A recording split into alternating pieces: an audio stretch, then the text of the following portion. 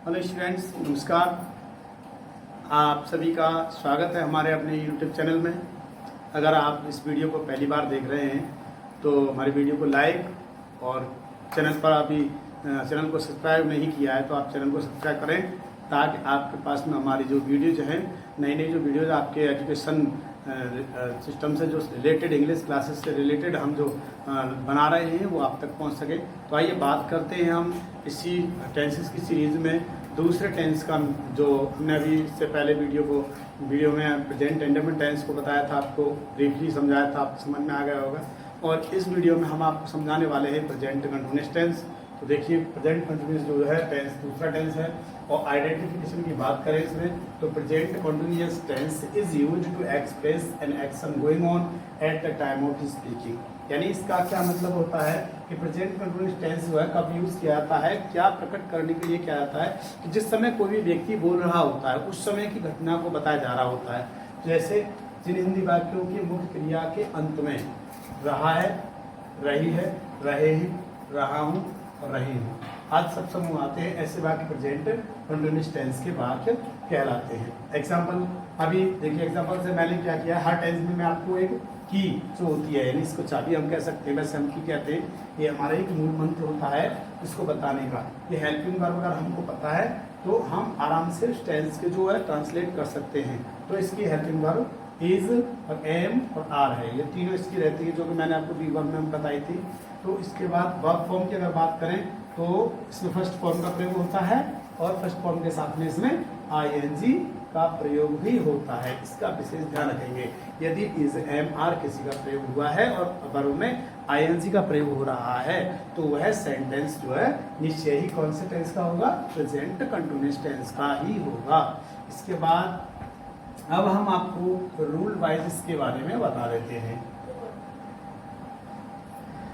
देखिए, affirmative rule,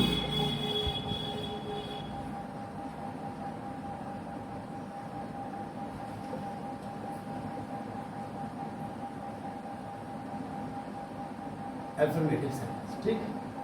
rule की बात करें तो रूल सबसे पहले हम लाएंगे सब्जेक्ट, उसके बाद लाएंगे इज एम आर में से कोई एक, और इसके बाद में हम वर्ब की फर्स्ट फॉर्म, ठीक है, और इसके बाद हम आईएनजी फॉर्म लगाएंगे और इसके बाद में ऑब्जेक्ट और अदर वर्ब, ठीक है स्टूडेंट्स।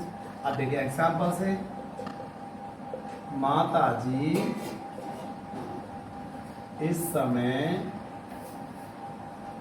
खाना पका रही हैं, पका रही हैं,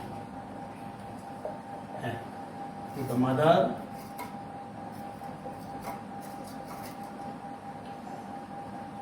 is cooking food at this time, ठीक है। तो is का प्रयोग हुआ, वर्ब की फर्स्ट फॉर्म में हमने क्या लगाया, आईएनजी। तो बिल्कुल हमारा जो स्ट्रक्चर है, हमने जो सेंटेंस का स्ट्रक्चर बनाया है उस स्ट्रक्चर का आप इससे ध्यान रखेंगे, ठीक। एग्जाम्पल दूसरा ले लेते हैं, वे रामायण पढ़ रहे हैं, दे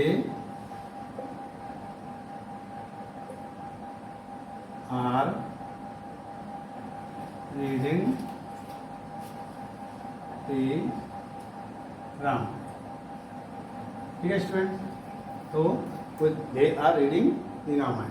अब देखिए नोट की बात करें, नोट, अब इसमें हम नोट की बात करें तो नोट जो है क्या रहेगा, singular number,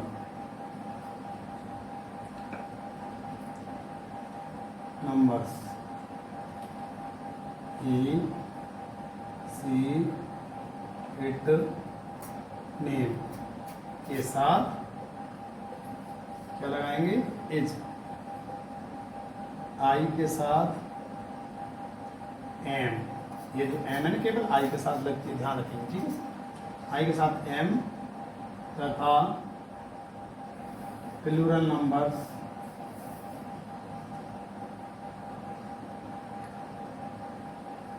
we you they ETC के साथ क्या लगाएंगे, आर का प्रयोग करते हैं,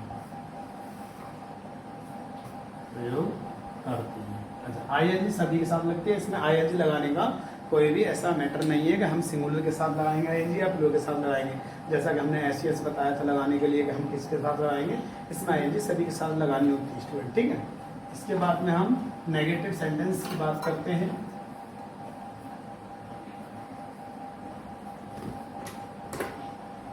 नेगेटिव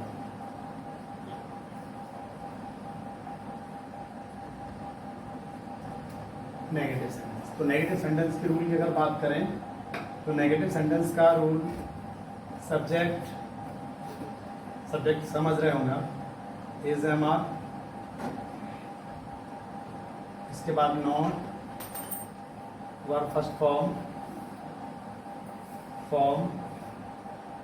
ING प्लस ऑब्जेक्ट और अदर, ठीक है, ये रूल होता है इसका। अब एग्जांपल, मैं आज विद्यालय नहीं जा रहा हूँ, ठीक है स्टूडेंट, मैं आज विद्यालय नहीं जा रहा हूँ, जैसा कि नेगेटिव सेंटेंस है तो I am not going to school today, ठीक। इसके बाद दूसरा एग्जांपल,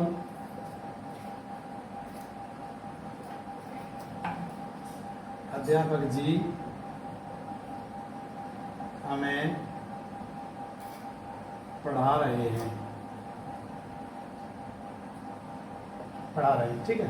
तो ये नेगेटिव, हमें नहीं पढ़ा रहे हैं, हमें नहीं पढ़ा रहे हैं,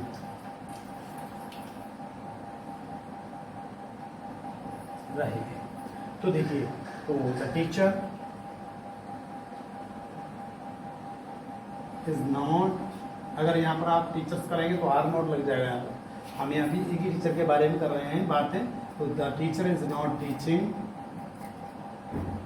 अस, ठीक है। यहाँ टीचर्स अगर करेंगे तो यहाँ आर लग जाएगा, तो यही अंतर होता है इसमें, ठीक है। इसके बाद में समझ में आया होगा, अब ये इजी सेंटेंस है, टेंस है, आपकी समझ में बहुत अच्छे से आ रहा होगा, सभी टेंस में बहुत ही इजी टेंस प्रेजेंट कंटिन्यूअस है। तो अब इसके बाद हम बात करते हैं फर्स्ट टाइप इंट्रोगेटिव सेंटेंस की। First type interrogative sentence,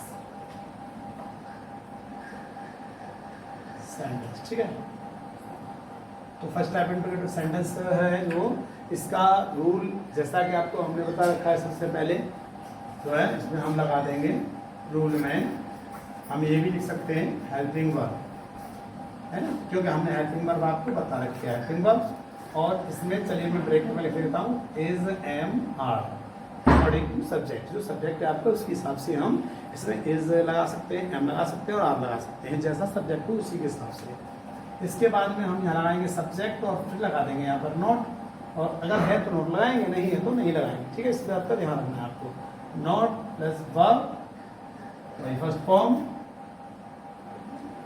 plus ING object और अदर वर्ड और प्लस क्वेश्चन मार्क लगाना होगा इसमें, ठीक।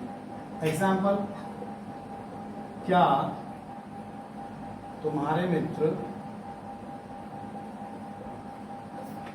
मैच खेल रहे हैं?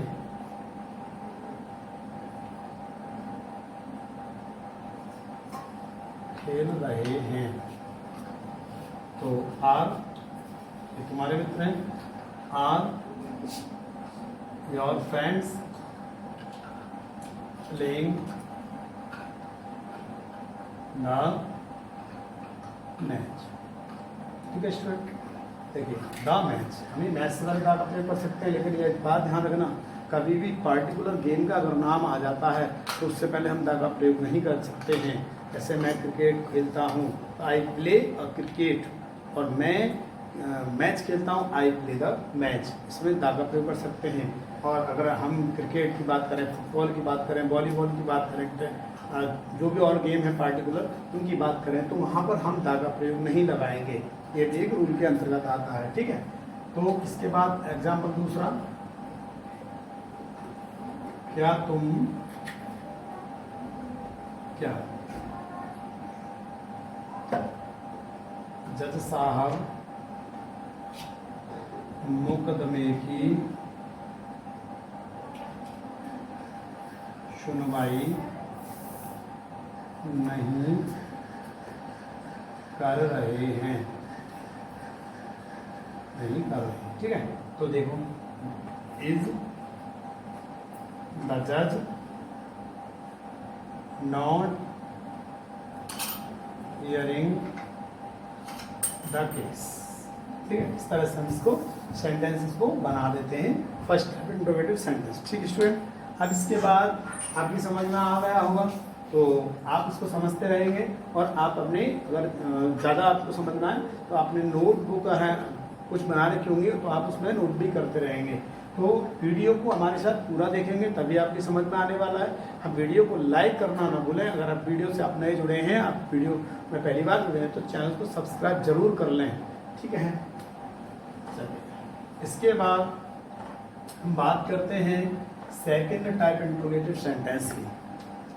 सेकेंड टाइप इंट्रोगेटिव सेंटेंस का रूल देखिए। अब तो रूल को आपकी समझ में आ गया होगा, लेकिन मैं रूल इसलिए बताना चाहता हूँ। कुछ स्टूडेंट ऐसे होते हैं जो, अब देखिए मेरा जो मैं पढ़ाने का मेरा जो मेथड है वो बिल्कुल मैं ये मेथड लेके चल रहा हूँ। जो हाइपर लेवल के स्टूडेंट्स होते हैं ना, तो ज़्यादा हाई फाई स्टूडेंट होते हैं, उनके लिए हो सकता है कि वीडियो बहुत जल्दी उसको स्किप करके हम उसको देख रहे होंगे, लेकिन जो स्टूडेंट कमज़ोर हैं वो उनको अगर आराम से देखेंगे तो उनकी समझ में आएगा।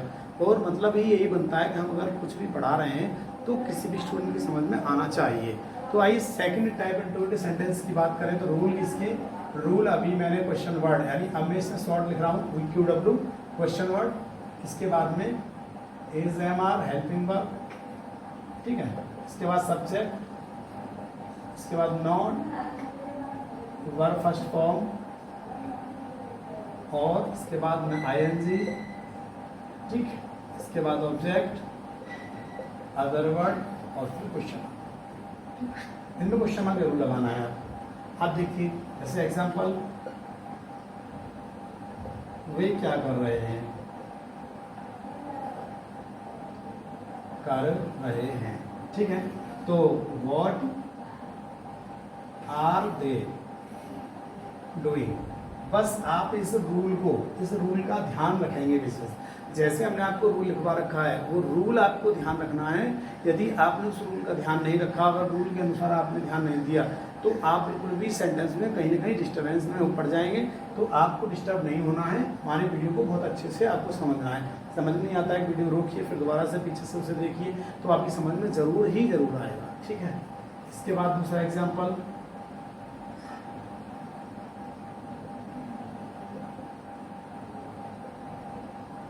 कौन सी पुस्तक